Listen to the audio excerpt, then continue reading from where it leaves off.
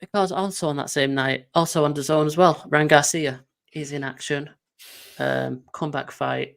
Alex, what do you make of this one? Give us some predictions. I will put the event up. Yeah, so Ryan Garcia, like aforementioned, we haven't seen him since the Tank Davis fight. Huge event, one of the more successful events we've had in a very, very long time here. I think it definitely helped give a huge boost to boxing, popularity wise, also just hype. You get two guys that sold the fight outside the ring, inside the ring. People I think were at the edge of their seats, and we got a definite end to that fight. A lot of people felt like Ryan Garcia quit. I don't really share that opinion.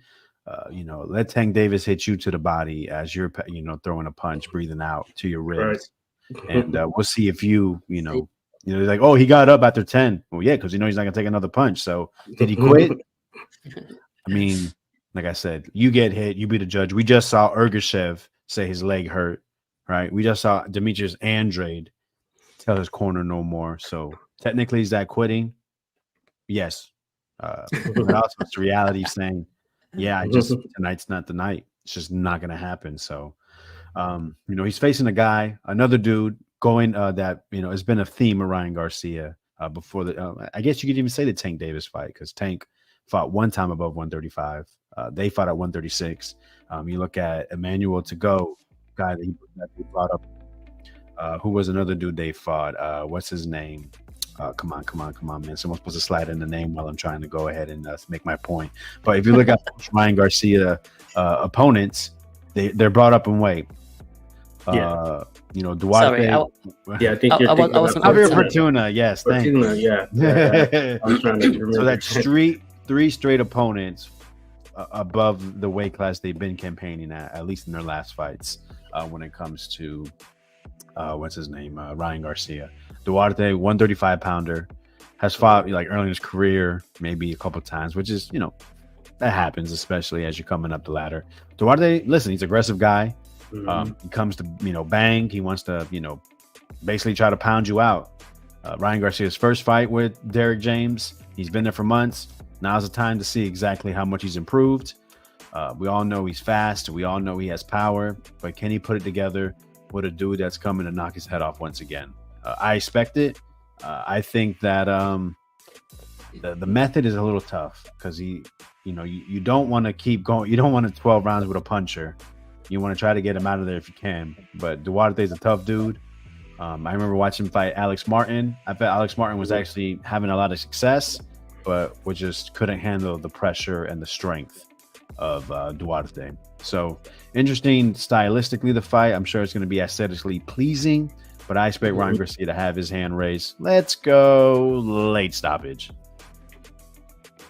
Okay, looks like he's got a decent knockout ratio here. So potentially a bit of danger there. What do you think, Josh? Give us your thoughts. Yeah, I've seen many people poo-pooing this fight. I think it's going to be fan-friendly. Now, what I will say is I didn't realize at the time that Duarte was going to be coming up, so that's certainly going to be in Garcia's favor. But the matchup in itself, from a stylistic standpoint, it has the makings of something fan-friendly for those that end up watching it. And I do favor Ryan Garcia over the long haul of the contest, but hey, we've seen worse matchups made, and I think that this is one of those that certainly you think that Garcia's style, or at least Duarte's style, would play into Garcia's favor just in general, especially when Garcia is countering with those left or right hooks. And I just think it's going to be a fairly exciting fight, but I do expect Ryan Garcia to pull the victory off, especially now in light of knowing that Duarte is moving up, which, that's a dynamic we have to certainly take into account. Mm-hmm. All right, let's move things along. Garcia O'Hara Davis is on the undercard to that against Mel Barroso. Interesting. Shane Mosley Jr.